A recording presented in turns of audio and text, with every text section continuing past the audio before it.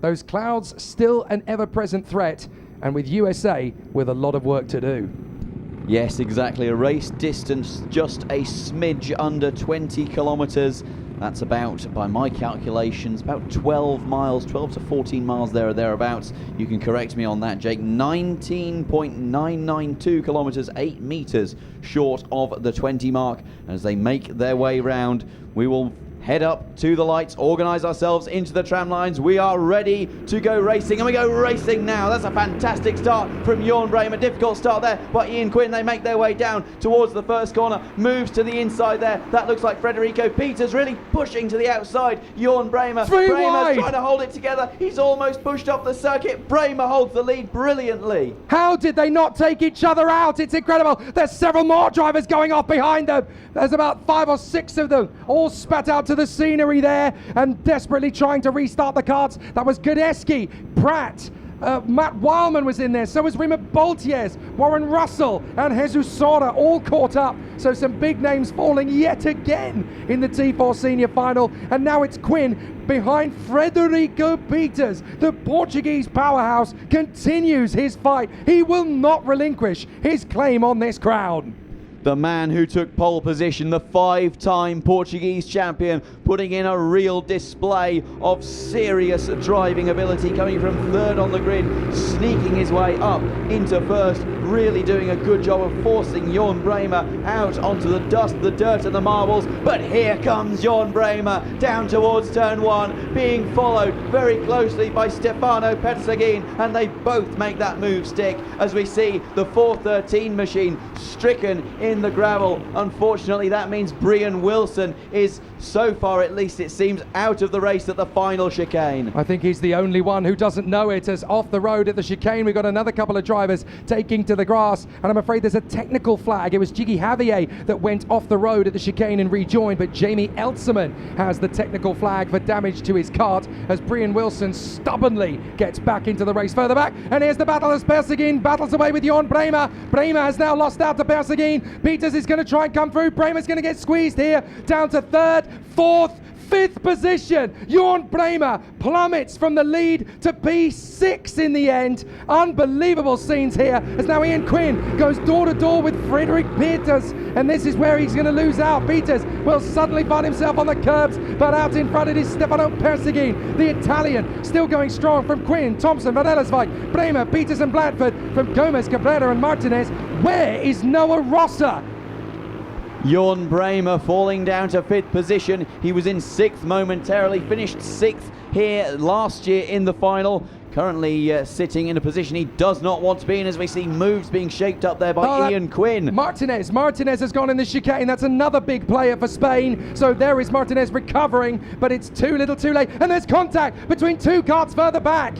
They've ended up having an accident just behind that one. Both drivers recovering. It is absolute skittles in T4 Senior at the moment as Noah Rosser emerges down in P26. It is all at sea for the American Noah Rosser, with almost no hope of coming back in this one. Well, unfortunately, we can't bring you a replay of that first lap incident, but I'm sure just about everyone who's watching this is going to go back and have a look on the YouTube replay just to see what happened. An absolutely torrid time for Noah Rosser, and indeed a number of other competitors, as there is a front fairing being recovered. I'm not sure is that for the 372 machine, which we mentioned earlier.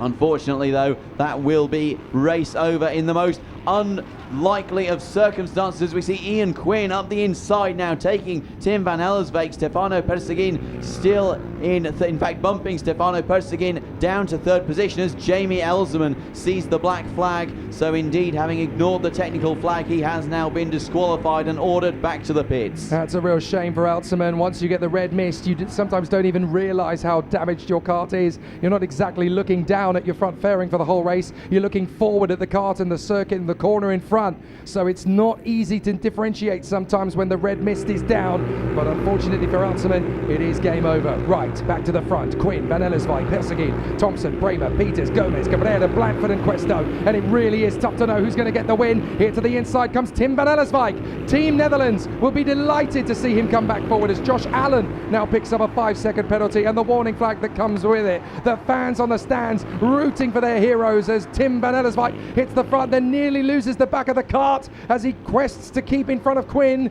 Persegin is still there. Delon Thompson is really getting into this for South Africa now, and there's an incident behind these guys. There's an off at the chicane. Looks like 2 carts involved on this occasion. That's the 350 that's gone. That's Josh Allen and Andrea Guereschi, the Italian who had such a strong start to the week. What a shame as Bremer now makes his bid on Delon Thompson. It's not over yet for the Dutchman. Well, that's such a shame to see Andrea Guereschi going out in such a style as that. He's shown real pace, arguably Team Italy's greatest ever Nations Cup driver. So hard to see him going out in a situation like that, a collision at the first chicane on the circuit. I think we're going slowboards here, Simon. I think we're going to go slowboards here because we've got medical attention for Guereschi. And we are, look, yellow flag, slow boards. Oh my goodness, so anybody that's out of the train is now going to get back into it. We're at yellow flags and slow boards. So the whole field now has to slow down. And that is going to be a tricky one. Oh, a couple of carts going off on the chicane as they prepare for the slow boards. Well, a little bit of miscommunication there from the drivers, but now everybody's got to slow down. We're on the slow boards here, and that's for the incident between Allen and Guereschi. I think Guereschi is just getting a little bit of medical attention, and as a result, we have to go slow boards. That's going to tighten the whole field up, and suddenly this T4 Senior Final takes yet another twist of fate. My goodness me, Amelie, 5 laps worth of drama and chaos. How on earth is this one going to end? Are you glad you're not in it now? I think so. Yeah, it's going a bit crazy, and obviously with everyone bunching up, it's going to be game on, especially for the drivers who got taken out in that first one. They're going to be right on the money to try and get back up as many positions as they can, especially now all of them are bunched up together. That's going to be as if they get a good restart, they might still make up, and as we've seen with the craziness that's going on throughout the whole grid, we're probably going to get the ones at the back might still have a chance of getting some good points for their country, even if they can't get all the way to the front. Well, Guereschi's being supported there by the medical team. You've been in this situation before, of course, Amelie, when you're under slowboard conditions and you're trying to stay focused, get yourself plugged back into the race, as it were, and try to find a second wind, a little bit of an adrenaline kick to move you back up through the field. How difficult is that to find? It depends, I think, where you started, what's happened in the race. I think for quite a lot of people, it will be I'd be telling myself, especially if I was further back and I'd been crashed out or something like that, I would definitely be thinking in my head, okay, this is good, how many places can I make up? Just get your head down, focus, and yeah, it's still all to play for, especially with how close everyone now will be. So Andrea Guereschi is being escorted back to the medical centre just for precautionary checks, but he is on his feet. Give him a hand, ladies and gentlemen. It's great to see that he's okay. So Andrea Guereschi now going to watch the rest of the race from the sidelines here, but with 7 laps to go when this race gets restarted again by the look of it, we're going to have an absolute dogfight. Van Ellerswijk, Quinn, Persegin, Bremer, Thompson, Gomez, Peters, Cabrera, Blandford and Jermo Janen, who started way back in 26th on the grid, Simon. What an amazing race this has turned out to be. All of the finals have just taken the starting grid and thrown the cards up in the air and picked them up again in a random order. Indeed, and some big movers, you have to say, the likes of Jermo Janen and also Ricardo Dornbosch gaining 16 positions, same as Janen. He's currently sitting in 15th place. Manuel Gonzalez just behind him, having gained 14 positions, but Tim van Ellerswijk leading the way up 7 positions from where he started. As we see coming into the pits now, that looks like it could be the other Italian. No, that's Elterman. That's Elterman, who finally responds to the black flag. I don't really know why he stayed out as long as he did. Once you've got the technical flag, you know your race is over. Once you've got the black flag, you know you're supposed to drive in, but he's waiting until the end of lap 7. I mean, does he want to keep his racing license? I've got to ask. Well, it seems to be that the red mist very much descends, and it descends probably about 3 feet in front of you. In fact, possibly even 2 feet, because it seems that you can't actually see the front fairing when the red mist descends, which isn't exactly what you want in terms of visibility. Mercifully, there's no spray to contend with, otherwise visibility would be absolutely zero. As all the leaders make their way around, tyre warming is going to be an issue in this instance, because the drivers have been putting so much effort and so much energy through their tyres for the last, well, 7 laps of this race, 7-8 laps of this race. They're now going to have cooled down, and they're going to have to suddenly start putting more and more temperature back into them to be able to get the jump at the restart, especially given that the pack has now bunched up, Amelie. Yes, definitely. So you can see a lot of karts there just weaving, just trying to keep their tyres warm. And obviously they'll be trying to keep their head in the game, thinking about what they can do to move forward. Well, I can tell you that the green flag is in the hand of our race starter on the gantry. Look at the fans in the final turn. Everybody wants a seat at the best table in the ring, as everyone knows how tight this race is going to be now. Van Ellerswijk, Quinn, Persegin, Bremer, Thompson, Gomez, Peters, Guerrero, Blanford, Shannon, Questo, Beatty, and we're going to get the green as we go back under starters' orders once again here at the Tillotson T4 Nations Cup T4 Senior Final. So we go back to racing conditions, and as the drivers charge their way to the first corner, it is already a decent gap built up by Van Ellerswijk. He can be happy with the way he's pulled clear of Persegin, who's got in a second already ahead of Ian Quinn, and the drivers will now be charging their way. Keep an eye on Noah Rosser over the next few laps. Now that he's back in the train, he'll be trying to pick them off one by one like raisins. Well, 8 laps completed out of 14. That means about 5 laps remaining, so it's going to be a very tall order for Noah Rosser. He just went off the road. Noah Rosser really meaning business. A big kick of dust on the exit of turn 7 up towards turn 8, using all of the track plus a bit more, as we see the leaders now. A battle starting to emerge for about position 6. There's probably 6 or 7 karts involved, all headed up by Jorn Bremer, it looks like, who has now fallen down to 6th from 4th. Yeah, this is not good news for Jorn Bremer or Team Netherlands. They really wanted to be as close to Van Ellerswijk as possible, especially now that the Dutchman is taking a lot of pressure from Stefano Persegin of Italy and Ian Quinn of the United States. Delon Thompson is still there for South Africa in the mix as well. So this could be a very interesting challenge now. Everybody trying to keep themselves to themselves in the first turn and try and make some strong moves. There's a spinner in the first corner. Who is that that's gone around? Trying to make out who that is that's recovering. But it's certainly one of the strong contenders up at the sharp end of the field. Don't tell me that's Noah Rosser that's spun around. It isn't, my apologies. It is now actually Daniel Bertsin, the Latvian. And there's another off. That is the 411 that's gone around there. Now that is Warren Russell, the Irishman, and that's another retirement. That is Antonio Martinez. He was a front runner for Spain. So Martinez, another big name, falls in this crazy afternoon of karting.